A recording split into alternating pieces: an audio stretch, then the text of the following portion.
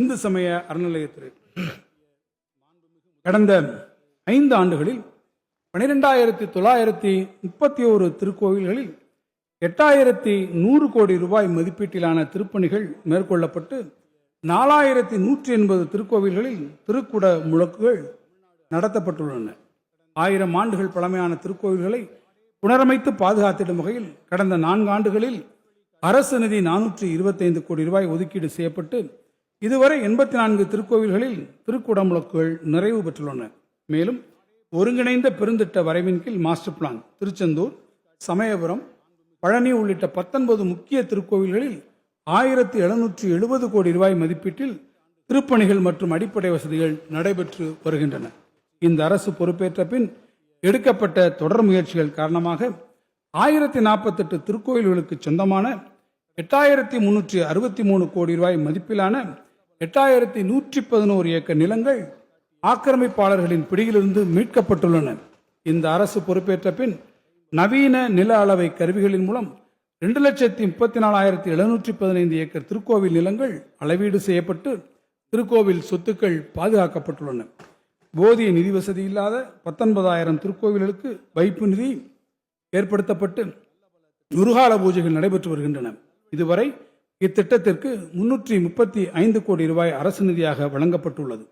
திருக்கோவில் அர்ச்சகர்களுக்கு முதன்முறையாக மாதந்தோறும் 1,500 ரூபாய் ஊக்கத்தொகையாக வழங்கப்பட்டு வருவதோடு அவர்களின் குழந்தைகளின் உயர்கல்விக்காக இதுவரை 1,500 மாணவ மாணவியர்களுக்கு கல்வி உதவித் தொகையாக தலா 10,000 ரூபாய் வழங்கப்பட்டுள்ளது.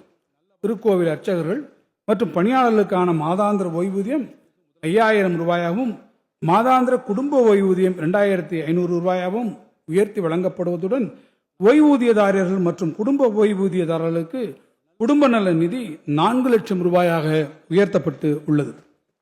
தஞ்சை மாவட்டம் கும்பகோணம் துக்காட்சி அருள்மிகு ஆபத்சகாயேஸ்வரர் திருக்கோயிலுக்கு மரபு சார்ந்த கட்டடக்கலையினை பாதுகாக்கும் பொருட்டு நவீன அறிவியல் உதவியுடன் பழமை மாறாமல் திருக்கோயிலை புனரமைத்ததற்காக கலாச்சாரிய பாரம்பரிய யுனெஸ்கோ ஏசியா பசிபிக் விருது அறிவிக்கப்பட்டுள்ளது.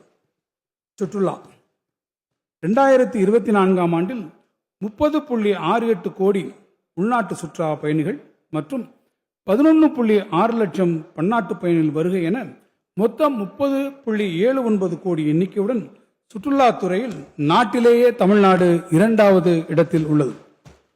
பொருளாதார வளர்ச்சியில் சுற்றுலாத்துறை அளிக்கக்கூடிய பெரும் பங்களிப்பை நன்கு உணர்ந்துள்ள இந்த அரசு இத்துறையில் தனியார் துறை முதலீடுகளை ஈர்த்திடவும் வேலைவாய்ப்புகளை பெருக்கிடவும் புதிய சுற்றுலா கொள்கையை வெளியிட்டது.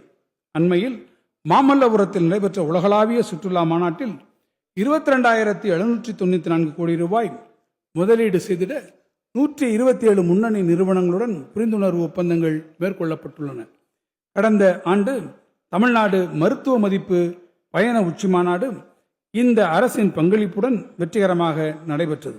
தமிழ்நாட்டில் அதிகம் அறியப்படாத 22 சுற்றுலா தலங்களை மேம்படுத்த 100 கோடி ரூபாய் ஒதுக்கீடு செய்யப்பட்டு அதற்கான பணிகள் நடைபெற்று வருகின்றன. மயிலாடுதுறை மாவட்டத்தில் உள்ள புராதன நகரமான பூம்புகார் 24 கோடி ரூபாய் செலவில் புதுப்பிக்கப்பட்டுள்ளது.